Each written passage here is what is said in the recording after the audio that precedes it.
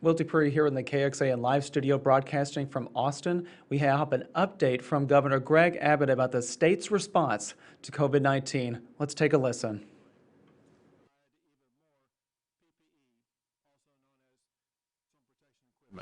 Before I get into that, however, let me give you an update on some things that have taken place today.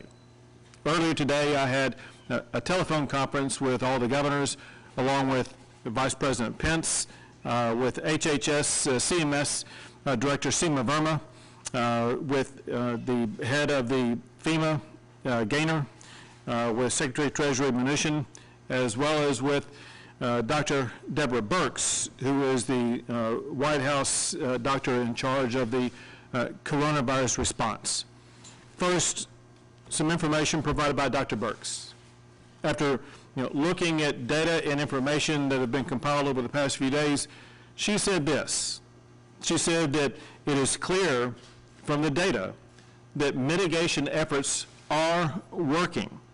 She said that we are getting close to beginning to bend the curve, but also she made clear that if we let up now, all of our efforts that have led us to this point will have been for nothing.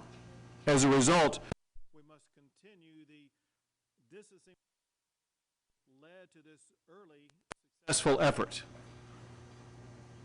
Also in presentation by Treasury Secretary Mnuchin, he said that states should begin receiving funds from the federal government around April the 24th that will help the states respond to the challenges posed by COVID-19. He also added that direct deposits of money to our fellow Americans should begin next week. This is the money that goes to individuals who earn $75,000 or less per year, who would be available to receive up to $1,200 for a married couple, a family. It would include those who make $150,000 or less, who could receive $2,400. He also added that they are working to get money to the states for the increase in amount of unemployment benefits that will be able to be deployed to those who need those benefits. He also talked about the Economic Recovery Program. This is a program that provides $2 million of loans for small businesses here in Texas, as well as the Paycheck Protection Program that helps businesses maintain payroll through loans of up to $10 million. There are certain qualifying specifics about each of those loan programs. One of the aspects about them is if they are handled correctly, it's possible that they are able to convert from a loan into a grant, meaning that the amount would not have to be repaid. A point has been made that these loans are available as we speak right now, primarily through banks in your community. It's important to go apply as quickly as possible because there is a certain amount of money that's available, and you need to make sure that you get in line so that you will be able to access this money. The money that we're talking about is money that will very quickly reinvigorate our economy, start to continue economic growth, as well as to increase employment here in Texas. Additional information. In the past, you've heard me talk about travel restrictions. Let me update you on travel restrictions here in Texas. We maintain the travel restrictions about people being able to fly into Texas from what are considered to be hotspot zones for COVID-19. That includes New Orleans, Miami, Atlanta, the tri-state area around New York City, as well as Detroit and Chicago. In addition to that, we announced last week that the Texas Department of Public Safety was going to begin to pull over vehicles that have crossed the border from Louisiana into Texas and to provide them information where anybody coming from Louisiana who is not exempted must self-quarantine for 14 days. Beginning yesterday, the Texas Department of Public Safety has now altered that policy to increase enforcement by establishing checkpoints at all border crossings from Louisiana into the state of Texas. This is just a notice, if you would, to our friends from Louisiana. We know you are neighbors. We know that you are friends. We know that we both share the same approach, and that is we want to do all we can together to make sure that we mitigate the expansion of COVID-19 in our collective states. This is a temporary situation where we will be working more aggressively to reduce the number of people who are traveling from Louisiana into the state of Texas. So unless you are exempted by the items that were in my executive order, you will be pulled over to a checkpoint by the Texas Department of Public Safety, and you will be required to quarantine for 14 days in the state of Texas if you come across the border. Additionally, there's some interesting events that are taking place in the state of Texas with regard to the use of hydroxychloroquine. There's been an unfortunate identification of a number of residents at the medical resort Texas City, which is a nursing home there. A meaningful number of the people who are at that nursing home tested positive for COVID-19. As of today, about 30 patients are being tested with the hydroxychloroquine to determine whether or not it will be a successful treatment for those patients. They are, for the most part, in their second day of this testing regimen that will last several more days. We look forward to updating you as the week progresses about how this drug is aiding or not these patients at the medical resort Texas City. Some update with regard to numbers here in Texas. As of today, as of this hour, there have been 85,357 Texans who have been tested for COVID-19. That is about a 20% increase over the number who had been tested yesterday. If you go back for about a week period of time, on average, we are increasing the number of people who are being tested by more than 10% per day, compounded daily. Of the more than 85,000 people who have now been tested, there are 7,319 who have tested positive. Once again, the number of people who test positive continues to remain less than 10% of everyone who is tested. By the way, of the people who are tested, we should easily this week exceed 100,000 in the number of Texans who are being tested. Of the 7,319 who have tested positive, we have confirmed hospitalizations for 1,153 of those individuals. And as of today, unfortunately, there have been 140 fatalities. Now, one thing that people also need to have information about is availability of health care facilities. As of today, there are 21,033 available beds statewide, including 2,223 IC unit beds that are available. There are, when I spoke last week and made our presentation last week, as of that day, there were 8,857 ventilators that were available. Today, there are 6,080 ventilators that are available.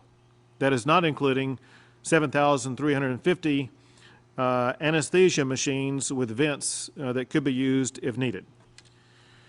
Now, one area that we've been focused on and I know is of keen interest for communities across the state, and that is the amount of personal protection equipment that is available for every location to be able to respond to the challenges posed by COVID-19. So you can see on the screen behind me, there are different types of PPE supplies. There are masks, which include medical surgical masks as well as N95 masks. There are the face shields, there are gloves, there are gowns, and there are coveralls. Let me tell you what we did this past week. So this past week, we distributed across the state of Texas 1,676,510 masks, 209,856 face shields, more than 2.7 million gloves, almost 170,000 gowns, and more than 7,500 coveralls. The good news is those numbers are continuing to increase. Additional masks, which is the part of the PPE that most people are asking for, they are on the way. Within the last 24 hours, we have received 2.5 million masks. In addition to that, later this week, we will be receiving an additional 3 million masks. So basically, in this 1 week period that we're in right now, we will be receiving more than 5 million masks that we will be distributing across the state of Texas. A couple of comments about how these come in and how they go out. They come in primarily through entities that our new supply chain team is working to contract with. We do continue to receive some supplies from the federal government, especially through FEMA. But I will let Nim Kidd and Dr. Hellerstedt weigh in more on this later. I think most of the supplies that we are now receiving are supplies that are being received as a result of the supply chain team that we put together. Now, I see one member of that team here right now, and that is Dr. Zerwas.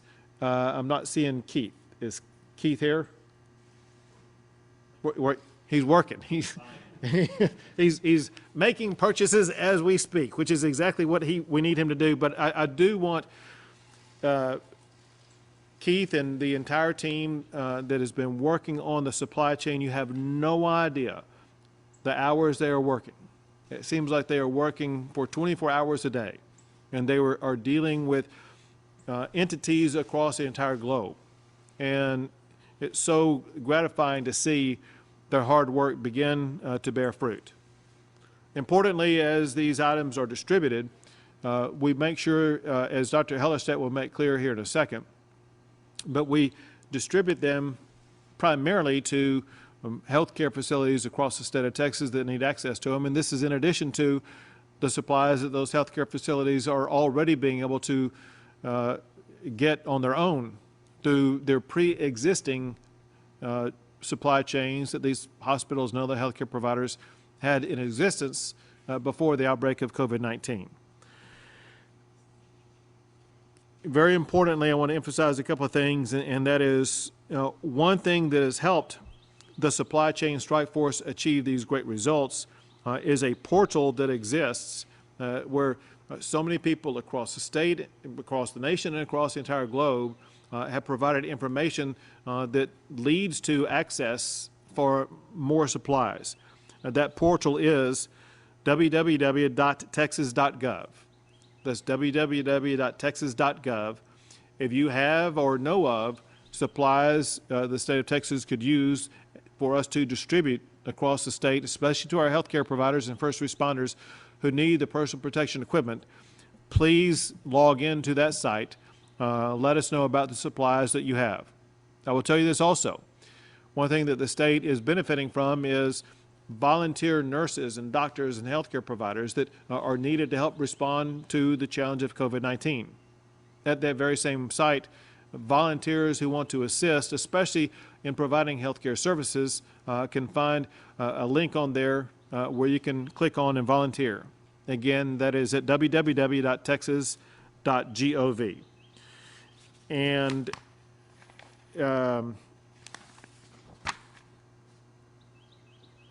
at that point, I think with regard to additional explanations about how this supply chain works in more detail, I would like to turn things over to Dr. Hellerstedt.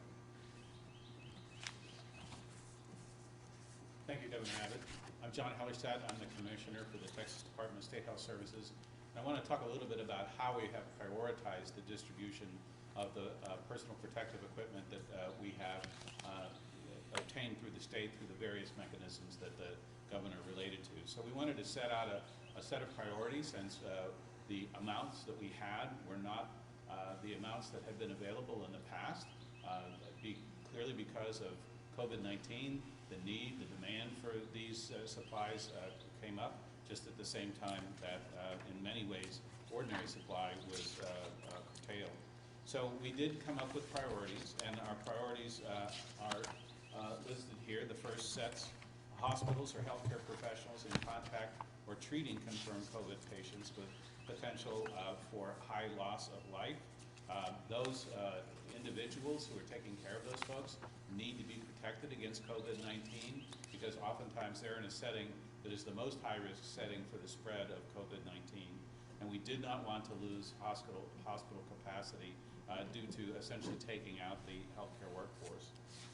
Also healthcare facilities that would include long-term care facilities where we saw an emerging outbreak. So in other words, a nursing home or a state-supported living center where there were proven cases of COVID-19, and we wanted to get personal protective equipment to those staff and also to help mask patients in order to curtail the spread of COVID-19 to those vulnerable populations.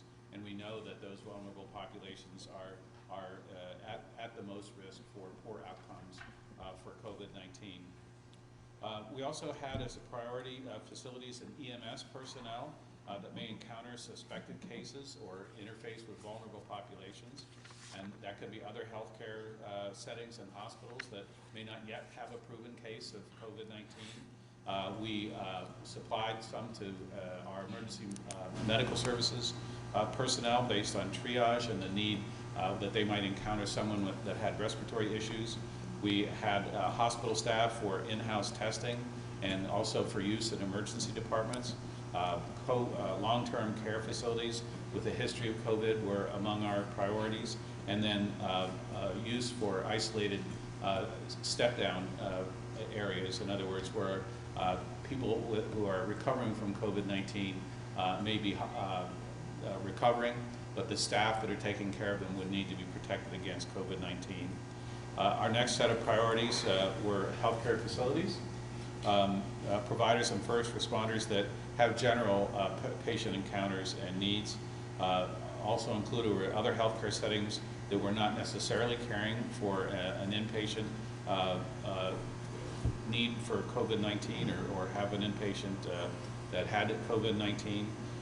We also included other healthcare professionals who are collecting COVID-19 test specimens and our other first responders.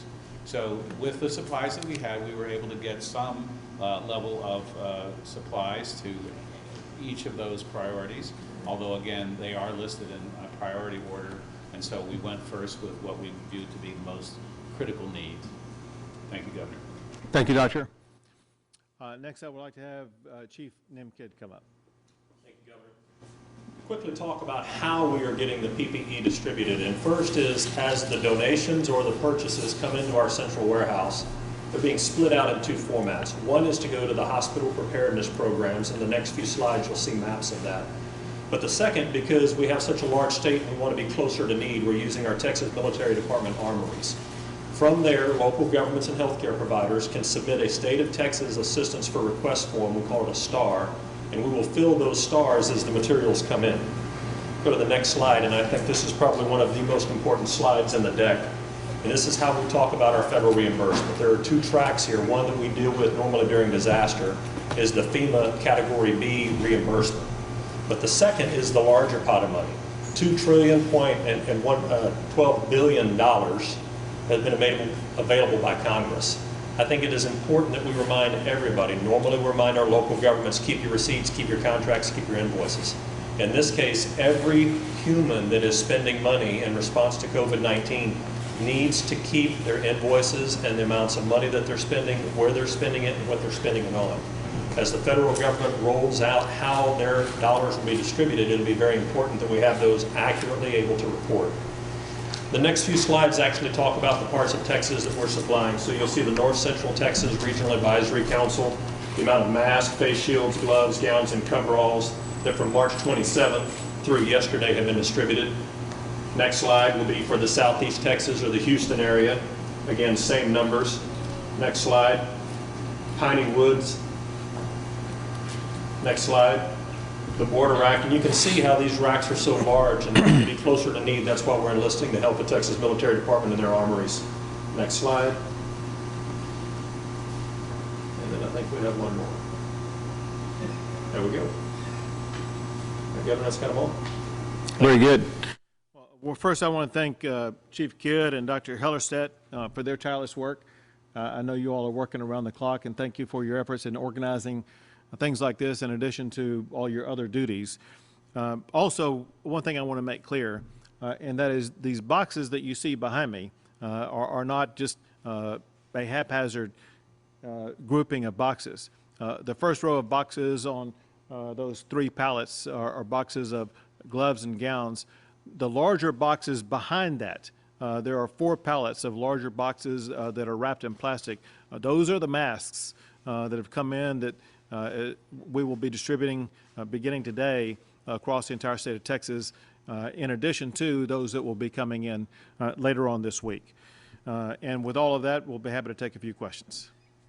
Governor, do you think that the federal government should take over this supply chain process, or are you satisfied with how the state has handled this? Listen, the federal government during the beginning stages played a very important role, especially in setting up the drive-through testing lanes. As we have seen the process evolve over the past few weeks, the private sector has been able to provide a very robust response.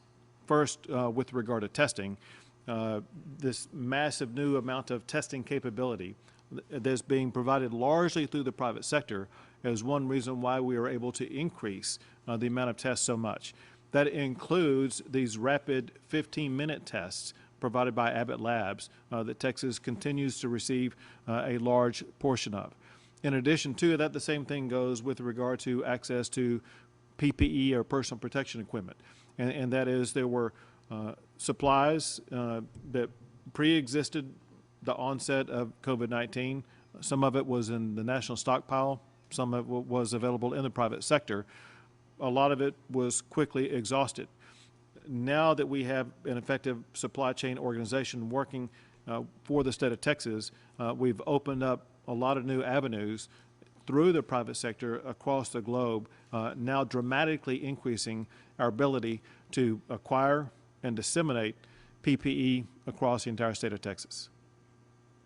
So will Texas be lending ventilators or any other medical equipment to other states like New York as the virus peaks at different times in different places?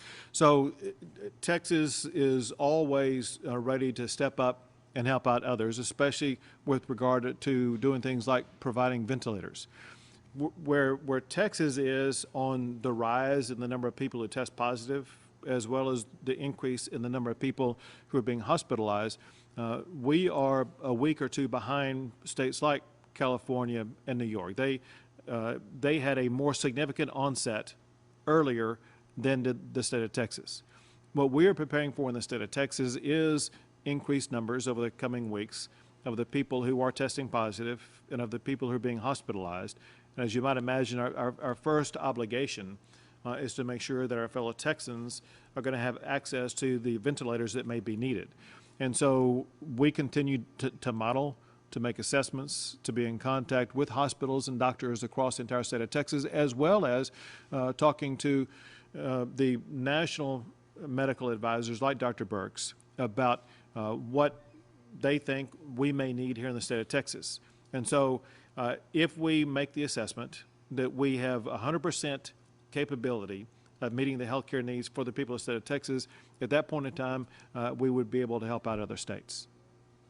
Governor, the state has launched a mental health hotline for folks who are needing additional help. Is there anything else that the state can do to focus on mental health of Texans during this tough time? Well, there was a lot, and I'll answer that in part, but someone who knows a whole lot about it is Dr. Hellerstedt. I'd like to have Dr. Hellerstedt address it first, obviously, from the medical and DSHS perspective. Absolutely. Thank you, Governor. I think one of the things that is most important is for people to realize that they have things that they can do, that they are already have been doing, that we believe there's evidence already that we are bending the curve, if you will. So we are making the disease less severe than it would have been had we not taken the steps that the governor has had the state put in place, as well as local leadership. So to me, one of the most fundamental things of mental health is to have hope, for people to see that there are things that they can be doing that will work. I know that the HHSC, which has a lot of the behavioral health services, has made these hotlines available. I think they're great, but as far as for all of us, including everyone I think here in this room, we are experiencing the stress of having to deal with COVID-19. But the way we can successfully deal with it is to take the concern that we have and turn it into useful action. And that is exactly what we've been doing. That is exactly what social distancing is all about. That is exactly what now the recommendation to have cloth face coverings that people should wear in public so that they're not exhaling the germs and they're helping to protect other people. And the messages that we've had about personal hygiene and sanitation and cleanliness of the environment. That's all working. As the governor said earlier, at a national level, there's some recognition that maybe we are getting to a point where we are slowing the acceleration of the disease. That's very important to understand. We will still see some progression of it over time, but maybe much more slowly than we would have otherwise. That should give everyone hope. There is light at the end of the tunnel, and to me, that is one of the most important mental health messages.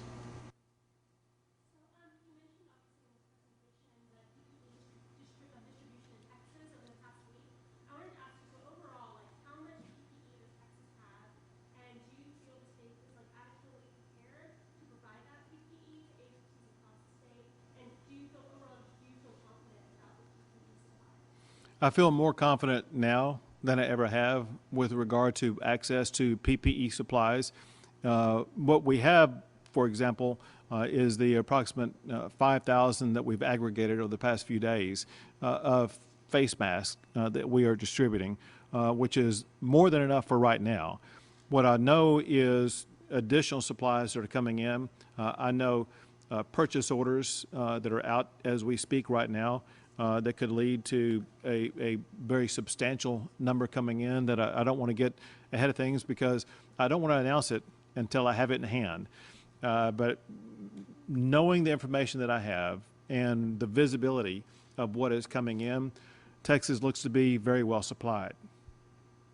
Governor, have you talked to the Dallas County judge at all today? And if so, how have those conversations?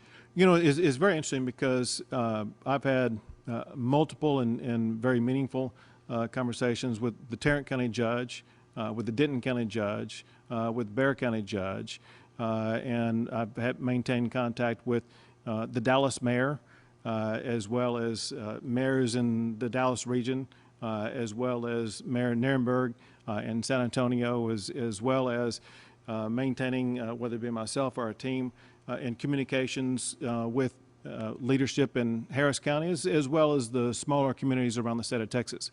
I checked, and according to my office, we've had 0 inquiries or phone calls from the Dallas County judge ever with regard to COVID-19. I have hosted multiple telephone town hall conferences for mayors and county judges. There have been often at least 1,000 local elected officials on those calls. I don't have any clarity whether or not the Dallas County judge was on there or not. But bottom line, I've never heard of him or from him. He has attempted to communicate through social media, and I communicated through a form of a letter.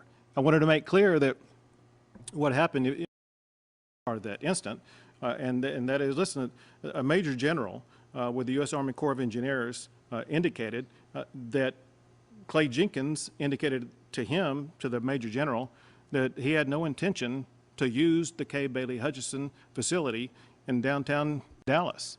And so we needed to find out whether or not they actually were going to use the Kay Bailey Hutchinson Center, because other federal officials told me that if Dallas County is not going to use that, the people who would be manning that operation and those beds that are currently there right now would have to be located elsewhere. So we needed to find out if Dallas County was in fact going to utilize this. If not, other federal officials may be moving those supplies elsewhere, and that was the reason behind why I sent that letter to Judge Jenkins. Have you identified other locations at this point based on this sort of back and forth with Dallas County? Identified other locations for what? For some of these supplies and resources to be sent to, Which supplies? whether that's PPE or. Oh, the current supplies? Yeah. The convention center Yep. locations, I mean, are there other locations that have been identified? Yeah, and that's what I was trying to, so what you're asking about, are there other locations where what currently exists at Dallas County would be moved to? So that would be a federal decision. So in other words, it was the federal officials telling us that they would be required to move it elsewhere if Dallas County was not going to use it. They didn't tell us where they would move it to. So I know had a phone call with Dr. Anthony Fauci last week, and he has previously said that like all states should have strong stay-at-home orders in place. So what impact do you think will the lack of having an early statewide stay-at-home order in Texas have on preventing coronavirus infections in Texas looking forward?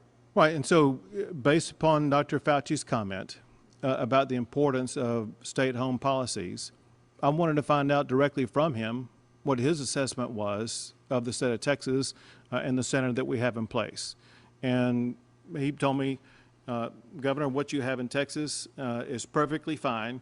The main thing is just to ensure compliance with it. He says that it's one thing having a standard, it's another thing achieving compliance. And that the important thing to achieve mitigation is to ensure that people do comply with the standard that the state of Texas has. But Dr. Fauci said that the standard Texas has is fine, and so you will know before that, I talked separately, privately with Dr. Burks, who also provided information about what the Texas standard should be, and importantly, for all of these standards. The first person I talked to, and a person I talk to pretty much on a daily basis, is Dr. Hellerstedt.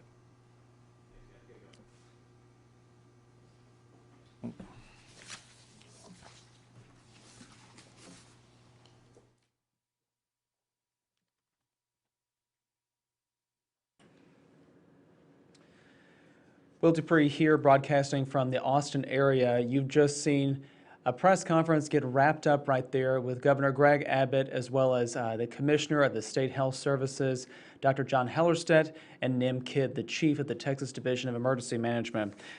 We heard quite a bit of information as we zoom in on some of these new medical supplies that are coming into the state. These are all being stored at a Department of Public Safety warehouse here in the Austin area, and that's where this press conference was held just a few moments ago. As we get footage of that particular supply coming in, I want to reiterate some of the things that the governor has told us. He provided first an update on the numbers here in Texas regarding COVID-19. If you take a look, these are the numbers that he shared here just a moment ago. He said more than 7,200 people have now tested positive for COVID-19 in Texas. There are now a confirmed 140 deaths at this point. More than 85,000 people have also been tested for COVID-19, and the governor pointed out that still less than 10% of the people who have tested so far have come back with positive results for this virus. And then finally, he shared this number. More than 1,100 people are currently in the hospital because of COVID-19. A big question about what is happening here in our state is the availability of personal protective equipment, PPE. It's come up a lot here, not just in Texas, but all across the country.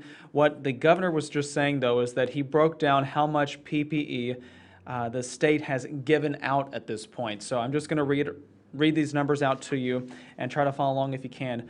1.6 million masks, 209,000 face shields, 2.7 million gloves, 169,000 gowns, and more than 7,500 coveralls.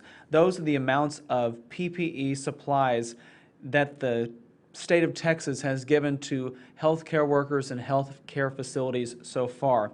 The governor also noted that the state has now received 2.5 million masks in the last 24 hours, and those will be distributed soon.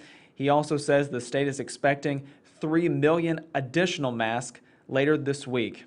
And he also showed some slides that broke the state down into different regions and showed which regions and how much PPE those particular regions had gotten. I don't have the breakdown for that right now, but here at KXAN in Austin, and as well as your other local media stations, they should be able to provide that information because the governor's office was going to make those slides that they showed available here in just a little while. Once again, I want to show these numbers to you all. If you're just joining us, we just wrapped up a press conference with Governor Greg Abbott. He just shared these numbers: more than 7,000 positive COVID-19 cases in Texas, 140 deaths now reported because of the novel coronavirus. More than 85,000 people have been tested so far, and at this point, more than 1,100 people are currently in the hospital because of COVID-19.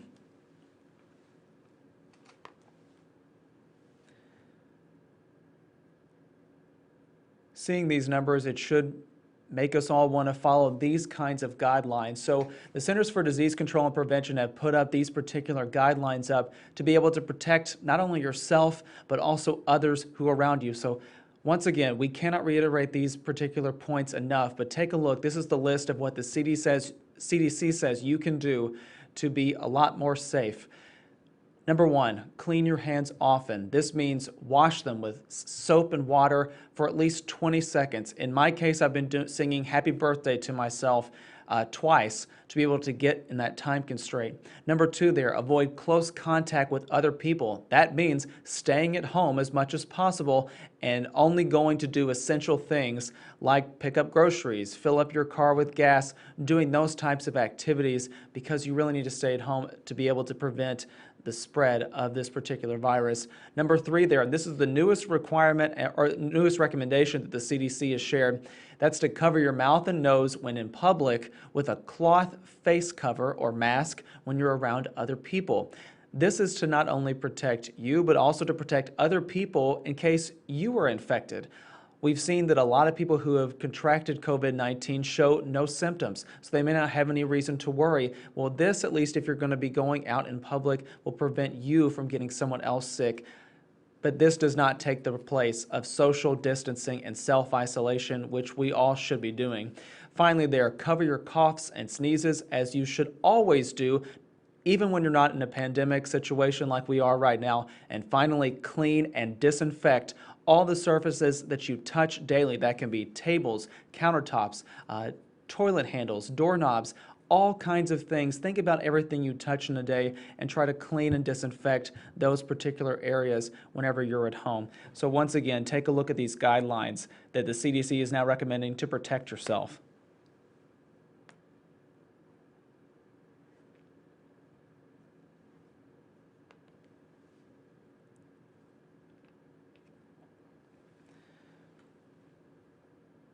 And finally, I want to say, because the newest recommendation is that people wear cloth masks when they go out in public to be able to protect themselves, a lot of you may be wondering where you can get a mask. That may seem like a serious question at the moment to where you could potentially get that. You don't have to look too far because there are supplies at your own house that you can use to be able to make a mask to be able to protect yourself. So our anchor here at KXAN, Amanda Dugan, posted this video, and we wanted to share with you all because this is a way that you can make a mask at home. So take a look. Hey everybody, so as you know, there is an order now to make sure you have a mask on your face if you're headed outside into public. So I know there's an issue with getting masks, and many of you have been asking where you can get them in stores, but there's a really easy solution here, a no-sew mask. If you have a bandana at home, all you gotta do, fold it in half, fold it 2 more times up, flip it over, 2 hair ties, ponytails, whatever you like to call them, onto one side, onto the other, pull it through. This super easy part, fold it in, And just like that. Ta-da! Once again, Amanda showing us right there that those face masks are simple, easy, and quick to make. So please practice that if you're at home at the moment. We thank you all for watching here on KXAN. I know we're broadcasting across many of the Texas stations that our company owns at this point, so we do appreciate that. Please pay attention to your local media station to provide the latest information about COVID-19 and the outbreak and the response happening in your particular area. We do appreciate you all trusting us and keeping tuning into us to find out the latest information. So I'm going to take this stream down, but we want to wish you all to be able to be safe, healthy, and try to stay at home if at all possible. Thanks again for watching, and we'll see you back here another time.